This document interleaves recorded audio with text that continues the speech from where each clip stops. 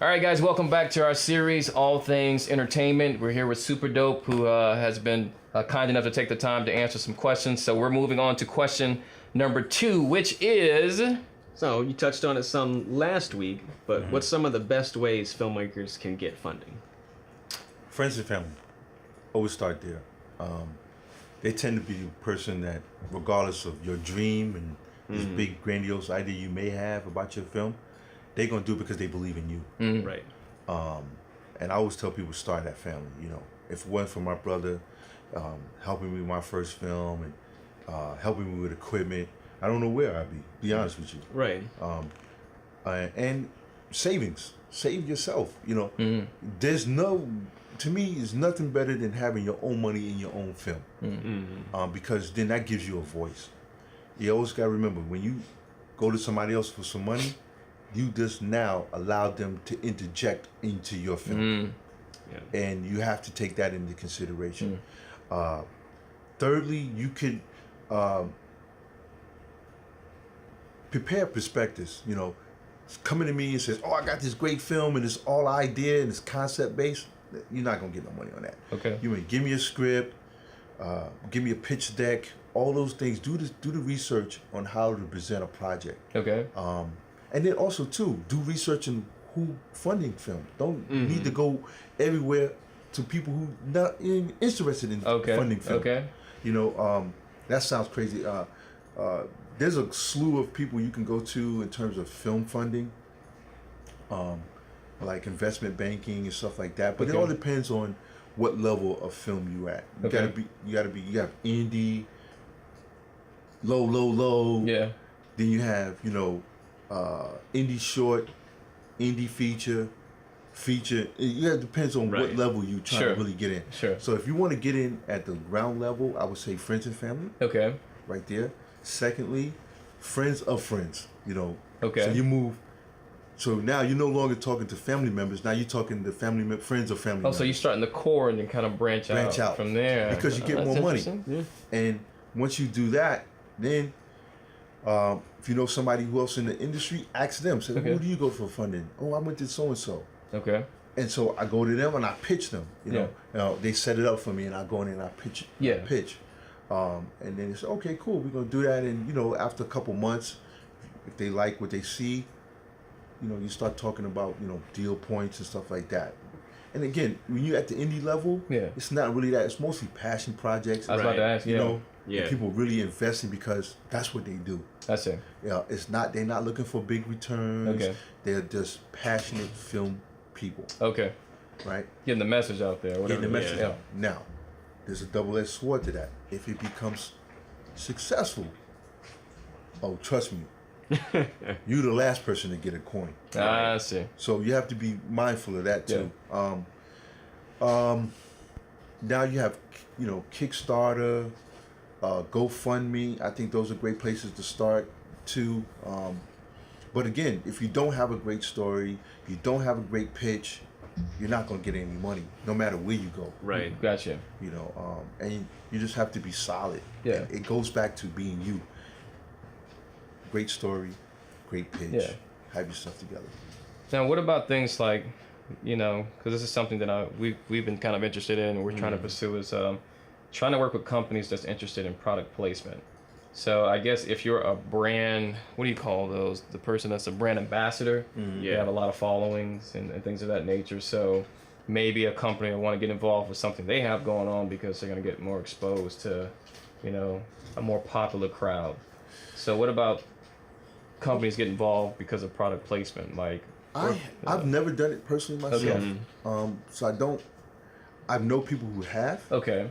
But I think, and there was a film that was done based on product placement. Okay. You know? And it kind of happened like in the early 90s because as a way to supplement the film. Okay. Like you see Coke, that started in the Terminator films. When the Coke and all that was prominent, and you seen Pepsi stuff, they was paying for those spots. Yeah. Right. And so that kind of helped, and I think, you know, you can thank, you know, Cameron for that, for adding that, you know, seeing that, oh, we can get a brand that, you know, attach a brand to this, and it helps fund the film. Right. You know, offsets the funding of the film. Right. And so, and there was a documentary done by Morgan, what was the guy's name? Morgan guy. He did a whole film based on product placement. Oh, okay. They can be good. Again, you talking about what level of product placement. Right. Sure. Could you go out and grab Coke? Probably not, because Coke is not really tying the film to you. They're tying to the film. They're gonna tie it to you. Okay. The salesperson. Nobody invests in anything. They invest in the person first. Okay. You know what I'm saying? You have to be the product first. Okay. First. It's something about you and how passionate you are and what you can do. Okay. Like today's world, well, you have Instagram followers. You have all these followers, these social networking. Where you at in your social networking? Right. That would trust them to say, okay, he has a voice. Gotcha. If anything else, his voice will carry. Let's take a chance on him. I see. And his film. That's interesting. Yeah, it's a business. Right. And so you have to look at it from a business standpoint, where you stand, and what can you contribute to somebody who's going to give you money. Yeah. And what's the other stuff that people do? Go ahead. No, I'm just saying. So I'm guessing like to approach companies like that for a film is the same way an Instagram influencer would try and approach a company. Instead of like an Instagram post, we're making a little film about it. Yeah, I mean, something. they would have it easier because, again, they have a following. They can say, look, I have 5 million people that follow me on Instagram. I have a voice. Gotcha. I can tap into that voice. Right. You know, and again, the metrics, you can drill down to the metrics. You can tell them how many ages, what age group you can get to, and all that. Yeah. And that's cool. That's more of a sophisticated way of trying to, get with, because what you're doing now is more of on a higher level than you would go just asking for money. Gotcha. Does the standard fundraising method still work when people go and wash cars and sell candy and you know what I'm saying? I mean, nothing beats a dream and a hustle. Yeah. Nothing beats that. And like I said, like Dame Dash said, and I listened to some of his tenets and what he says. Nothing's better than financing your own film with your money. Gotcha. Because then nobody can tell you what to do. Yeah. Right. It's your money. I would take advice, especially if you haven't done it before. But again, you should do your film the way you want to. Again, when you got to remember, when you borrow some of the money, you're taking on that partner. Right. Without having to go too much into detail, I guess, but have you been bitten by taking on someone's money who wanted to change the direction of your idea? I've never not taken money from somebody and they did not have a voice. Now, it's different. Obviously, my brother already buys into what I'm selling. Right. And if he's not, we can find something else. Right. But when I borrowed money from other people, they had something to say. I've never dealt with a silent person that doesn't. Do y'all make usually money kind of away. figure that stuff out before you accept the money? Or is it kind of like, here's the money, I believe in it, and then kind of later on, Sometimes, again, it's who you are as a person, how convincing you are to them. They'll make a suggestion, and you kind of kindly remind them that I'm the expert in this field. Right. Trust me. Yeah. Right. Sometimes, and then it's all dependent on how sophisticated the lender is too. If the lender's a previous film person, they may know a little more than you. Gotcha.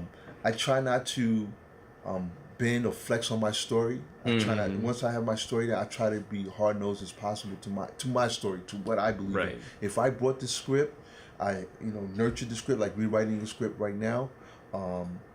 Again, partially based on my brother's life, and our joint experience in the boxing world and how we came up. Yeah. No, you're not going to really tell me about that because this is my truth. This is my script. Right. Have you ever had to give money back because you didn't want to bend? Because then... No, it worked out. Believe it or not, it worked out some kind of way. So you're able to be convincing enough, like, no, believe in what I'm doing. Yeah. But I try not to accept money haphazardly. Right. Just to accept money. Within the first 5 minutes if this person has... what their intentions are. Yeah. Pretty much. Like, because they come with a lot of enthusiasm. Oh, I think you should do this with the film. I think you should do it. You kind of pump the brakes, and then you have to really make a moral decision. Oh, should I take this person's money? Gotcha. Right. Or not? Gotcha. Because all money is not good money. Trust me. Right. Cool. I believe it. All right, guys. Well, thank you for taking the time to watch part 2 of our series, All Things Entertainment. We'll catch you next week for part 3. All right.